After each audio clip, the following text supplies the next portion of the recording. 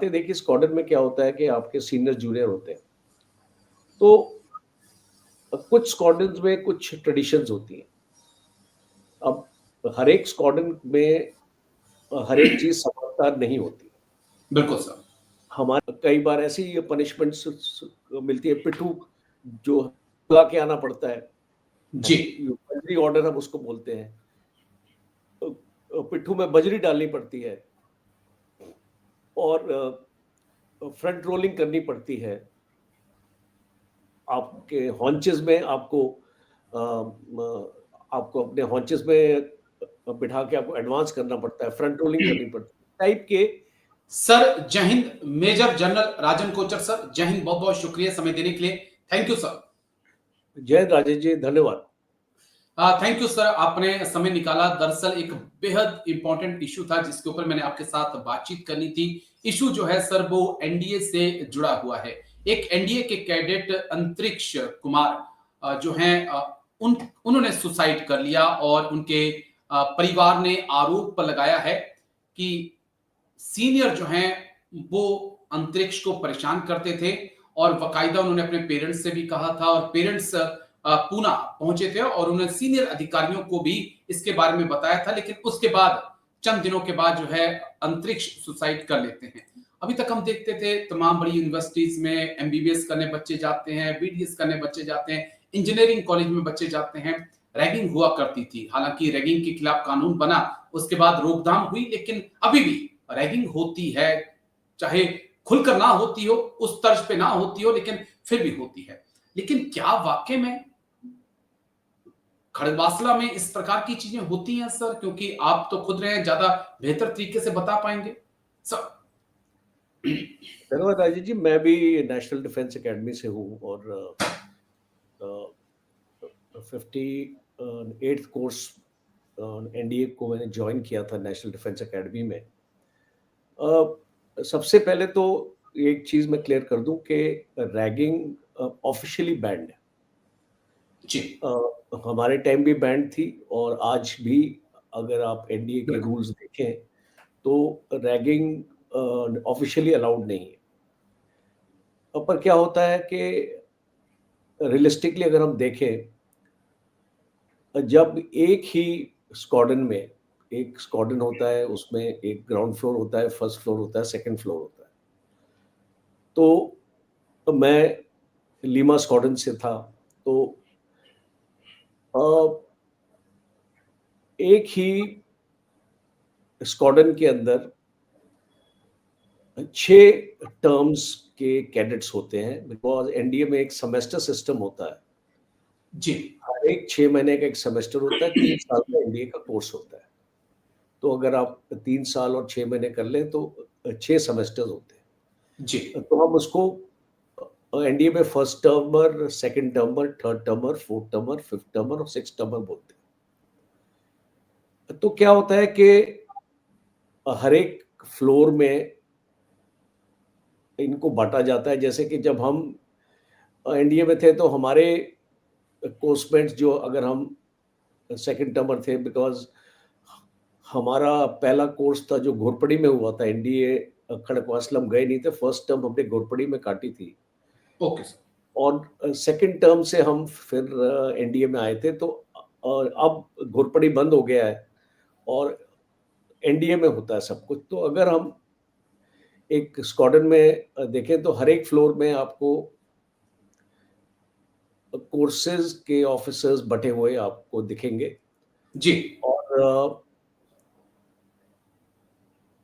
और जो ट्रेनिंग है, और जो 2 टाइप की ट्रेनिंग आपको एनडीए में मिलती है, एक फिजिकल ट्रेनिंग और एक मेंटल ट्रेनिंग। फिजिकल ट्रेनिंग में हमारा जो रूटीन स्टार्ट होता है, मॉर्निंग से हम लोग पीटी के लिए चले जाते हैं, गेम्स होती ड्रिल होती है, फिर आते हैं, ब्रेकफास्ट लेते हैं, उसके बाद क्लासें होती हैं। बिकॉज एनडीए से आप जानते हैं 3 साल के बाद जवाहरलाल नेहरू यूनिवर्सिटी से आपको एक डिग्री मिलती है, बीए या बीएससी की। बिकॉज एनडीए में 2 स्ट्रीम्स होती हैं, एक साइंस स्ट्रीम होती है, एक नॉन साइंस स्ट्रीम होती है। ओके। तो जैसे जैसे आप अपने टर्म्स को पास करते रहते हैं और आपकी क्लासें होती हैं, एग्जाम्स होते हैं, प्रॉपर आपके हर एक सेमेस्टर के बाद एक आपका एग्जाम होता है, उसको पास अगर आप नहीं करोगे तो आपको अगले सेमेस्टर में आपको दाखिला नहीं मिलेगा, आपको प्रमोट नहीं किया जाएगा। सिमिलरली आपके फिजिकल आपके टेस्ट होते हैं, तो फिजिकल टेस्ट में आपको कुछ स्टैंडर्ड्स आपको हासिल करने होते हैं। आपके फर्स्ट टर्म में कुछ टेस्ट होते हैं, सेकंड टर्म में होते हैं, ड्रिल स्क्वायर का टेस्ट होता है जो आपको पास करना होता है। कुछ लोग सेकंड टर्म में पास करते हैं, कुछ लोग थर्ड टर्म में पास करते हैं। और अगर आप एक ये कुछ मैंडेटरी टेस्ट होते हैं एनडीए में, अगर आप उनको पास ना करें तो उसमें भी आपका रेलीगेशन हो जाता है। तो एक तो आपका एकेडमिक से एक एकेडमिक रेलीगेशन होता है, एक आपका फिजिकल टेस्ट का भी रेलीगेशन होता है। उसमें स्विमिंग का भी एक टेस्ट होता है जो आपको पार करना होता है, और एक 10 मीटर से आपको जंप लगानी पड़ती है स्विमिंग पूल के अंदर। अगर आप वो ओके। टेस्ट नहीं पास करेंगे तो आप रेलीगेट हो जाएंगे। तो ऐसे कुछ क्रिटिकल टेस्ट होते हैं जिसमें आपकी मेंटल स्ट्रेंथ देखी जाती है, आपकी फिजिकल स्ट्रेंथ देखी जाती है, और आपके एकेडमिक जो आपकी काबिलियत है वो देखी जाती है। अब रैगिंग के मुद्दे पे आते हैं। देखिए स्क्वाड्रन में क्या होता है कि आपके सीनियर जूनियर होते हैं, तो कुछ स्क्वाड्रन में कुछ ट्रेडिशंस होती हैं। अब हर एक स्क्वाड्रन में हर एक चीज समानता नहीं होती। बिल्कुल सर। हमारे टाइम पे कुछ ऐसे स्क्वाड्रंस भी थे जहाँ पे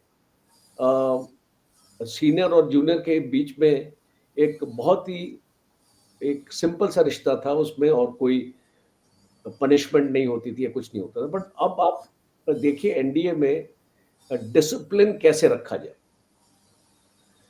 आपको मैं एग्जांपल देता हूँ। सीनियर लोग जो एनडीए में हर एक स्क्वाड्रन में एक स्क्वाड्रन कैडेट कैप्टन होता है, एससीसी होता है, और एक कंपनी सूबेदार मेजर होता है। जी। तो सीएसएम बोलते हैं उसको, कंपनी सार्जेंट मेजर, सॉरी। तो आ, ये दो ओहदेदार होते हैं, जो आपका सीएसएम होता है और एससीसी होता है। ये पूरे स्क्वाड्रन का डिसिप्लिन इंचार्ज है। और अ, अ, हमको स्क्वाड्रंस में हमको डिविजन्स में बांटा जाता है, और डिविजन्स में डिवीजन कैडेट कैप्टन होते हैं। सारे 6 टर्म के अपॉइंटमेंट्स होते हैं, जो आपकी लास्ट टर्म के अपॉइंटमेंट्स ओके। होते हैं। और 5th टर्म में सार्जेंट्स होते हैं। तो ये एक हायरार्की है। 4th टर्म में कॉर्पोरल्स होते हैं। ये सारे कैडेट्स होते हैं जो दूसरों कैडेट्स का डिसिप्लिन सही करते हैं। ठीक तो है। क्या होता है कि अगर कोई कैडेट का डिसिप्लिन सपोजिंग ठीक नहीं, तो उस कैडेट को कई बार ऐसी पनिशमेंट मिलती है, पिट्ठू जो लगा के आना पड़ता है। जी। बजरी ऑर्डर हम उसको बोलते हैं। पिट्ठू में बजरी डालनी पड़ती है, और फ्रंट रोलिंग करनी पड़ती है। आपके हॉन्चेस में आपको अपने हॉन्चेस में बिठा के आपको एडवांस करना पड़ता है, फ्रंट रोलिंग करनी पड़ती है। टाइप के कुछ पनिशमेंट्स हैं। हम इसको रैगिंग का दर्जा नहीं दे सकते, ओके। आपको समझना पड़ेगा। कुछ पनिशमेंट्स होती हैं आपकी इंडिविजुअल, कुछ पनिशमेंट्स होती है कलेक्टिव। जी। जब एक ये आपका एक सपोजिंग फर्स्ट टर्मर है या सेकंड टर्मर का आपका कोर्स है, और पूरा कोर्स अगर एक फॉरेन में ये आपको अगर एक जगह अपना बुलाया गया है, तो अगर आप वहां लेट पहुंचते हैं तो उस टाइम उनको कलेक्टिव पनिशमेंट दी जाती है। उसको फ्रंट रोलिंग, या उसको बोलते हैं कि आप एग्री दौड़ सर। के आओ, या पट्टी परेड।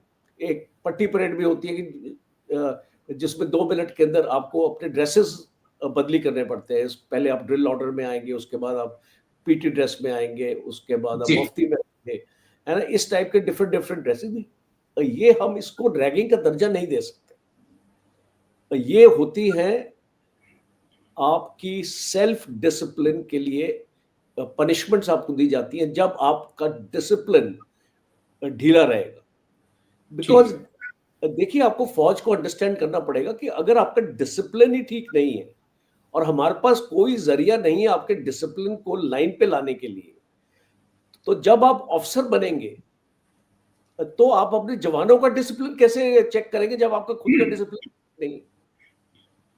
जब आप खुद लेट आते हैं किसी चीज़ के लिए या आपका ड्रेस ठीक नहीं है, आपने ठीक तरीके से ड्रेस नहीं पहना है और आपका जो वॉश नहीं है, उसको प्रेसिंग नहीं हो रखी है, आपके जूते पॉलिश नहीं हैं, आपने शेव नहीं करी हुई है, तो अगर इस टाइप का कैडेट होगा तो उसको पनिशमेंट मिलेगी। ओके। उसको एक रैगिंग का दर्जा मत दीजिए। और क्या होता है मैं बताता हूँ। अब ये केस को लेते हैं, ये वाला केस को लेते हैं। क्या होता है, बच्चे ना हर एक डिफरेंट फैमिली एनवायरनमेंट से आते हैं। कुछ आते हैं सैनिक स्कूल से, कुछ आते हैं मिलिट्री स्कूल से, कुछ आते हैं आरएमसी से। तो ये बच्चे जो आते हैं, ये मेंटली काफी स्ट्रांग होते हैं, फिजिकली काफी स्ट्रांग होते हैं, क्योंकि ये सारा टाइम एक बोर्डिंग एक बोर्डिंग के एनवायरनमेंट में रहते हैं, तो इनका जो वहां पे भी उस टाइप का डिसिप्लिन होता है, पनिशमेंट्स होती है, तो इनको आदत एक पड़ी आदी होती हो है। जाती है लोग। तो जब ये लोग आते हैं तो इनके लिए आसानी है। अब मेरा जैसा अगर आया बंदा, मैं कॉन्वेंट स्कूल का पढ़ा हुआ, पर मैं फौजी का बेटा था, जी, तो फौज के बारे में जानता था, बट फिर भी मेरी ऐसी कोई प्री ट्रेनिंग नहीं हुई थी एनडीए में आने से पहले। जी। तो मुझे टाइम लगा एनडीए में अपने आप को सेटल करने के लिए, बिकॉज मेंटली मैं इतना स्ट्रांग नहीं था उस टाइम पे और फिजिकली भी नहीं था। तो मेंटल और फिजिकल स्ट्रेंथनिंग मुझे एनडीए में अपने आप की अपनी करनी पड़ी। और मेरे फादर ने मुझे बता दिया था, देखो भाई, आपको अब आप उधर चले गए हो, अब आपको अपना करियर बनाना है, 3 महीने के बाद मत बोलना कि मुझे घर वापस आना है, बिकॉज अब आप घर वापस नहीं आ सकते। जी, you have to be there, you have to face the music, और आपको अपने आप को टफन अप करना है। अब पनिशमेंट हमको भी मिलती थी। अब क्या होता है कि कुछ ऐसे प्रोटेक्टिव एनवायरनमेंट से बच्चे आते हैं, जैसे कि आप जानते हैं कि भारत में एक पैट्रियोटिकल सोसाइटी है, और इस पैट्रियोटिकल सोसाइटी में एक बॉय और एक गर्ल का दर्जा अलग अलग दिया जाता है।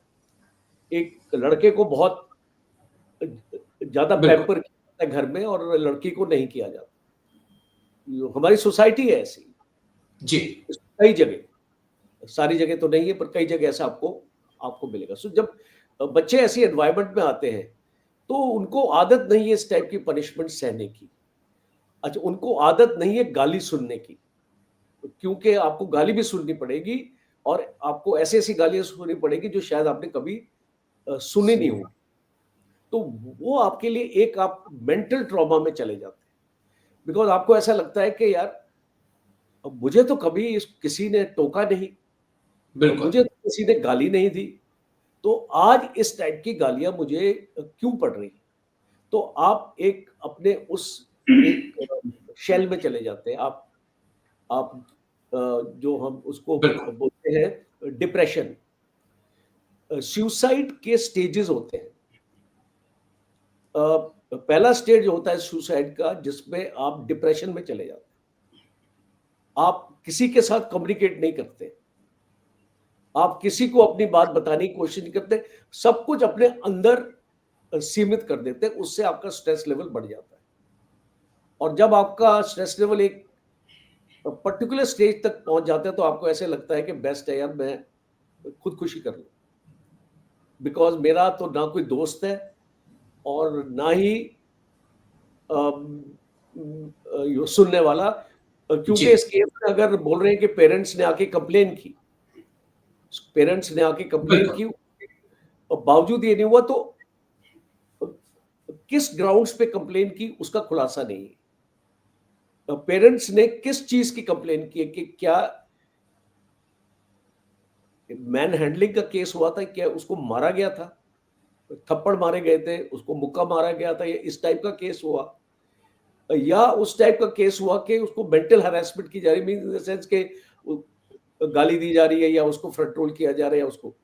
और क्या कोई एक सीनियर या दो सीनियर ऐसे थे स्क्वाड्रन में जो उसको ज्यादा तंग कर रहे थे।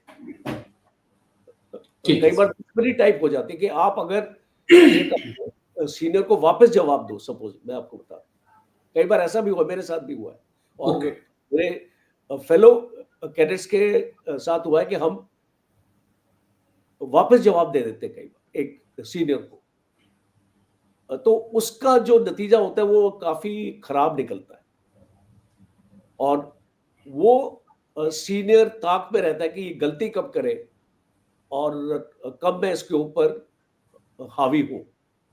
तो ओके। ये सर्कमस्टांसेस भी देखने पड़ते हैं, बिकॉज इस चीज को एक साइकोलॉजिकल और एक इमोशनल इसको एंगल से देखना पड़ेगा, क्योंकि मैंने अपनी पीएचडी काफी रिसर्च किया है, अपनी पीएचडी मेरी इमोशनल इंटेलिजेंस में है।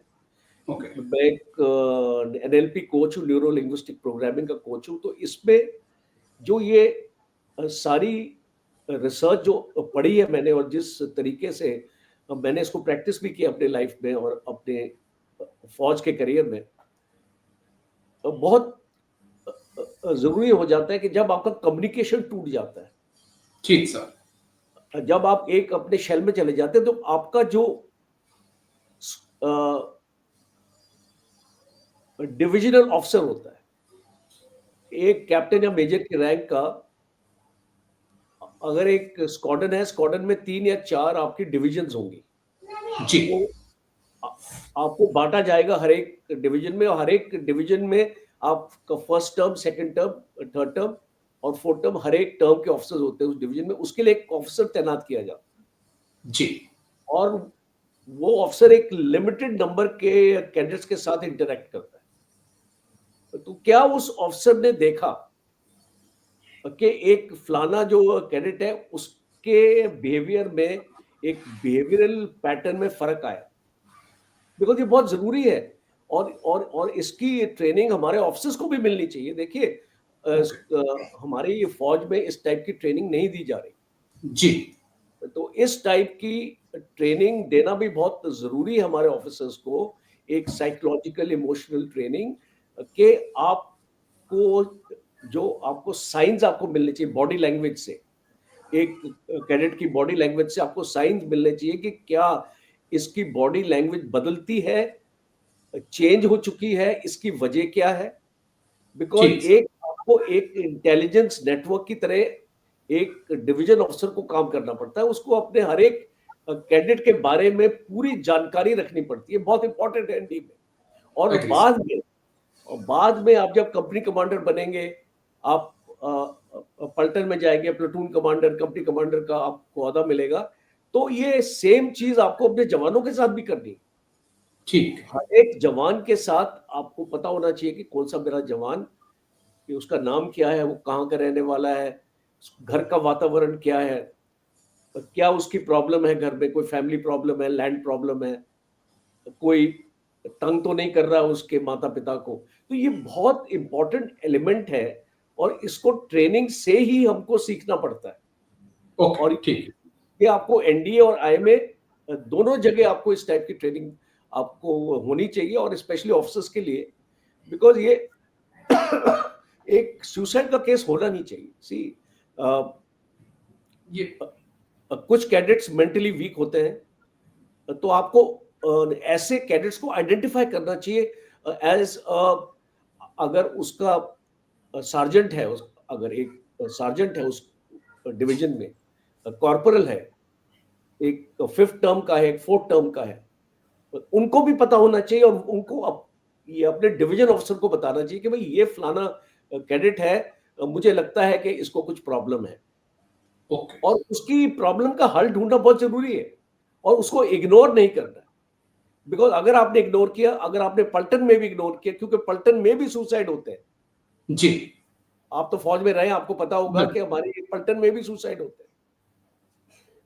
एक ये दूसरे के ऊपर गोली भी चलती है, फ्रैटिसाइड भी होता है। तो हर एक चीज़ होती है, बिकॉज़ हम ह्यूमन इमोशंस के साथ डील कर रहे हैं, वो इतना आसान काम नहीं है। वो ऊपर से आपको बहुत अच्छा दिखाई देता है, बट वो इतना आसान काम नहीं है और इसके ऊपर आपकी ट्रेनिंग बहुत ज़रूरी है, बिकॉज़ आपको इसके जो साइन्स हैं, वो आपको पहचानने पड़ेंगे।